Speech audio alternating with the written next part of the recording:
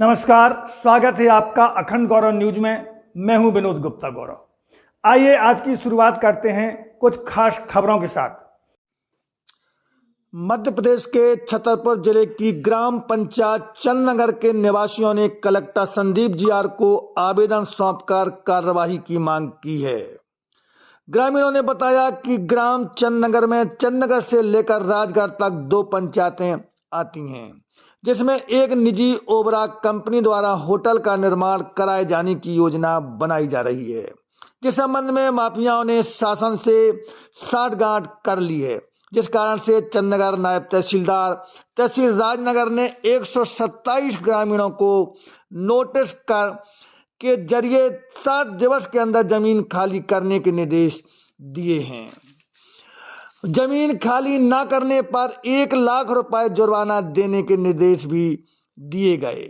ग्रामीणों ने बताया कि सभी ग्रामवासी विगत 50-60 वर्षों से इस जमीन पर अपना घर बनाकर रह रहे हैं तथा मकान टैक्स, बिजली बिल लगातार जमा करते आ रहे हैं।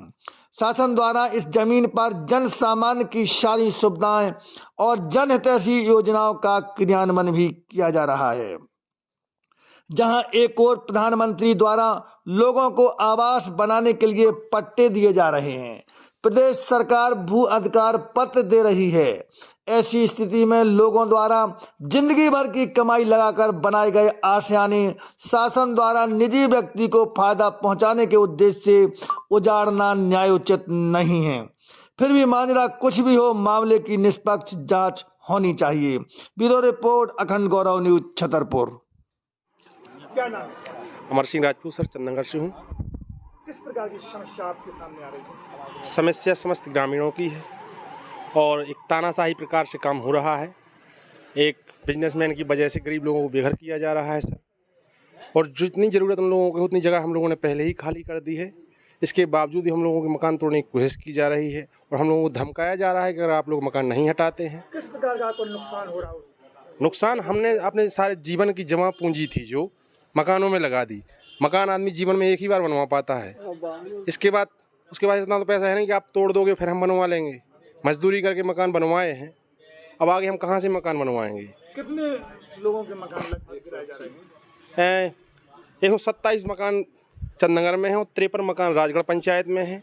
कुल मिला के 189 करीब मकान होते हैं, जिनमें 1000 लोग निवास करते हैं। तो 1000 लोगों को बेघर करने की कोशिश की जा रही है, वो भी पैसे की वजह से, ओनली एक शख्स की वजह से। कलेक्टर महोदय ने तो यही कहा है कि जो शासन की ज़मीन होगी वो हम नाप तोल कर चुके हैं और उतनी ज़मीन आप लोगों को छोड़नी पड़ेगी। तो हम लोग उतनी जितनी ज़रूरत है उनको उतनी ज़मीन हम लोग छोड़ने के लिए तैयार हैं। यदि प्रशासन नहीं माना आपकी बातें, क्या करेंगे? हम लोग धरना पे बैठेंगे, भूख हड़ताल करेंगे, अपने हक की लड़ाई लड़ेंगे, आंदोलन करेंगे।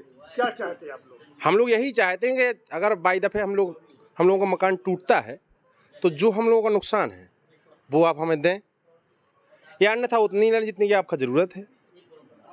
बस। बीच बस्ती का मकान है। आपका सुनाम? मैं भूपेंद्र नायक, निवासी चंदनगर से हूँ। और आज हम सभी ग्राम के लगभग 70-80 लोग यहाँ पर इकट्ठे होकर माननीय कलेक्टर महोदय के समक्ष अपनी समस्या लेकर आए थे। हम लोगों के ग्राम चंदनगर में चंदनगर से लेके और राजगढ़ 2 पंचायतें आती हैं, जिसमें निजी व्यक्ति ओबरा ग्रुप के द्वारा एक जो पुराना महल है उसमें होटल का निर्माण किया जा रहा है। उस होटल के निर्माण के साथ साथ उनको जो पहुंच मार्ग रास्ता चाहिए वो पूर्व से निर्धारित रास्ता है बीच गांव से। उसके अलावा भी उन लोगों ने एक करीब 1 हफ्ते पहले एक सीमांकन किया कि हमें सभी ग्रामवासियों के लगभग 180 मकान जो कहीं 30 फुट, कहीं 40 फुट, कहीं 50 फुट तक विसंगतियों के द्वारा नापदंड करके हम लोगों के मकान गिराए जा रहे हैं, जो आज करीब 90-85 वर्ष पुरानी पुश्तैनी मकान हैं। और कई ऐसे भी परिवार हैं जिन्होंने अपने जीवन के कालखंड में एक मकान ही बना पाया, उन सबको बेघर किया जा रहा है। उसका ना मुआवजा दिया जा रहा है, ना उसकी क्षति राशि दी जा रही है। ऊपर से हम लोगों को ये भी कहा जा रहा है कि आप अपना मकान गिराओ, अन्यथा आप लोगों को सबको 1-1 लाख रुपए का जुर्माना लगेगा। इस समस्या को लेकर हम लोग कलेक्टर महोदय के पास आए। मिलकर ऐसा भी लगा, एक सामूहिक नोटिस दिया जिसमें सब जिनकी मकान है उनकी सूची बना के उसमें उसकी नाप तोल डाल के कि आपका इतनी बाई इतने का मकान गिर रहा है, लेकिन हम लोग क्या शासन का मानना है, शासकीय जमीन में बनाते हो? नहीं, ये हम लोगों की एक आबादी कह लीजिए या सरकारी ज़मीन कह लीजिए, लेकिन ये आज की नहीं है, ये लगभग 80-90 वर्ष पुरानी है। जो आज प्रेजेंट टाइम में पूरे ज़िले में अतिक्रमण हो रहा है वो प्रशासन को कहीं दिखाई नहीं दे रहा।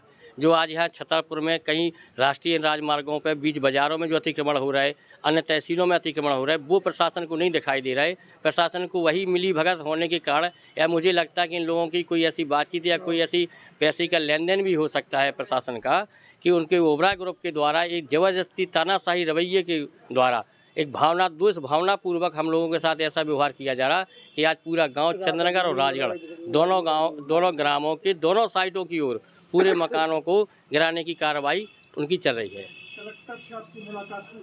अभी हम लोगों ने पूरा डेलीगेशन था, हमारे गांव के करीब 15-20 वरिष्ठ जन, सब लोगों ने कलेक्टर साहब से मिला है। कलेक्टर साहब का कहना यही है कि वो आम रास्ता है, जितना नक्शे में होगी वो गिराई जाएगी।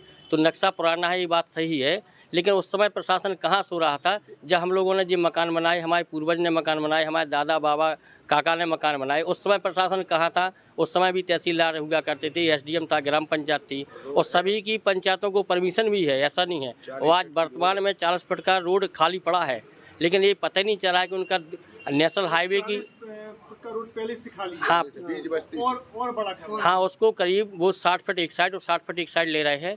अब ये नेशनल हाईवे की जो गाइडलाइन है उससे भी कहीं बड़ा ले रहे हैं, और बीच गांव में इतने बड़े रोड की कोई आवश्यकता नहीं है। उनका महल का है, ठीक है, अगर हमारा अतिक्रमण है तो जो उचित अतिक्रमण है उसको जो टीन टप्पर होते वो चौतरियाँ वगैरह चबूतरे वो हटा दें, उसके लिए पूरा गांव सहमत है। अगर इस प्रकार के इनका रवैया रहा तो पूरा गांव उग्र आंदोलन करेगा, अपनी हक की लड़ाई लड़ेगा। उसके लिए हम लोग प्रशासन उसका बात होगा, जो भी हम लोगों की क्षतिपूर्ति होगी उसकी भरपाई शासन को करनी पड़ेगी।